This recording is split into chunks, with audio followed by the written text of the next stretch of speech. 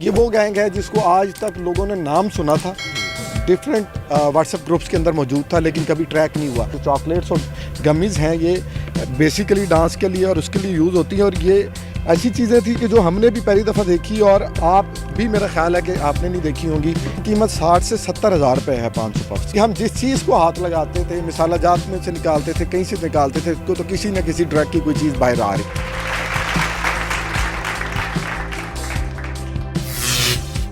ایسا کہا جاتا تھا کہ اگر لاہور میں جارڈن کا اعمال بند ہو گیا تو سمجھی کہ آدھے سے زیادہ شہر کا نشہ بند ہو جائے گا۔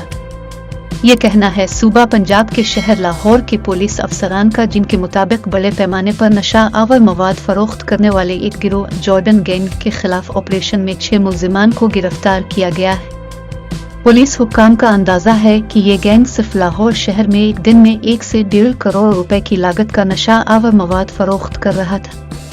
پولیس کا دعویٰ ہے کہ یہ نشہ آور مواد لاہور کے اسکولوں، کالجز، ہاسٹلز اور پوش علاقوں میں بھی فروخت کیا جاتا تھا۔ یہ بات واضح ہے کہ یہ کوئی واحد گینگ نہیں جو نشہ آور اشیاء کے کاروبار سے وابستہ ہے، مگر جارڈن گینگ کے نام سے ظاہر ہے کہ اس میں غیر ملکی شہریوں کے ملوث ہونے کا شبہ ہے۔ کرائم انویسٹیگیشن ایجنسی (CIA) کے DIG عمران کشور نے دی نفیس شو کے ذرائع سے گفتگو کرتے ہوئے دعویٰ کیا کہ ہم نے اینٹی نارکوٹکس مہم کے تحت اس گینگ کو پکڑنے سے پہلے 6 گینگ پکڑے تھے۔ ان میں کاشف گینگ، مقصود گینگ، بوبی گینگ شامل تھے، جن میں پاکستانیوں کے علاوہ غیر ملکی بھی شامل تھے۔ جیسا کہ ہم نے 6 نائجیرین شہری بھی پکڑے جو باہر سے کوکین پاکستان تک لاتے تھے، جسے یہاں فروخت کیا جاتا تھا۔ انہوں نے مزید بتایا کہ ابھی بھی 8 ایسے غیر ملکی ہیں جو فرار ہیں، جنہیں پولیس تاحال پکڑ نہیں سکی۔ وہ کہتے ہیں کہ یہ تمام گینگز زیادہ تر مقامی سطح پر کام کر رہے تھے، تاہم جارڈن گینگ ان سب سے مختلف تھا۔ یہ گینگ مقامی سطح پر کام کرنے کے علاوہ مختلف ملکوں میں بھی آپریٹ کر رہا تھا۔ ہماری انٹیلیجنس ایجنسیاں جب بھی ان گینگز کی گفتگو انٹرسیپٹ کرتی تھی تو اس میں بار بار ایک نام جارڈن سامنے آتا تھا۔ اس نام کے سوا ہمارے پاس کوئی معلومات نہیں تھی۔ DIG کے مطابق چیک کرنے پر یہی پتہ چلتا تھا کہ یہ شخص فیک نام سے گینگ چلاتا ہے، کیونکہ جو بھی جارڈن سے نشے کا سامان لیتا تھا وہ نہ تو جارڈن کو ملا ہوا تھا اور نہ ہی اسے کبھی کسی نے دیکھا تھا۔ یہ گینگ گزشتہ 12 سال سے انتہائی ہوشیاری اور منظم انداز میں کام کر رہا تھا۔ ان لوگوں کا کوئی مجرمانہ ریکارڈ بھی نہیں تھا۔ عمران کشور نے مزید بتایا کہ یہ لوگ آن لائن کام کرتے تھے اور ان کا زیادہ تر خریدار لاہور کی ایلیٹ سوسائٹی کے بچے، خواتین اور مرد حضرات تھے جن کو پیسوں کے مسائل نہیں ہیں اور وہ بآسانی انہیں آن لائن پیسے ٹرانسفر کر کے نشے کے لیے مال خریدتے تھے۔ دی نفیس شو کے ذرائع نے عمران کشور سے پوچھا کہ یہ مال گاہکوں تک کیسے پہنچتا تھا۔ اس سوال کے جواب میں وہ پولیس کی تحقیقات شیئر کرتے ہوئے بتاتے ہیں اس کام میں مختلف ڈیلیوری کمپنیوں کو استعمال کیا جاتا تھا۔ ڈیلیوری بوائے، جسے کچھ معلوم نہیں ہوتا تھا کہ پیکٹ میں کیا ہے، جا کر گاہک کو یہ نشہ آور مواد دے آتا تھا۔ اس دوران جب پولیس ڈیلیوری کمپنی سے پوچھتی تھی کہ نشہ آور سامان بھیجنے والے کون ہیں، تو معلوم ہوتا تھا کہ وہ اپنا جعلی پتہ اور شناختی کارڈ دیتے ہیں۔ پولیس حکام کے مطابق جارڈن گینگ کے لوگ مختلف چیزوں میں نشہ ملا کر بھی بیچ رہے تھے، جیسے چاکلیٹ، بیپس اور جیلی وغیرہ۔ پولیس کے مطابق یہ گینگ بعض اشیاء بیرون ملک سے سمگل کر رہا تھا جسے نوجوانوں کو فروخت کیا جا رہا تھا۔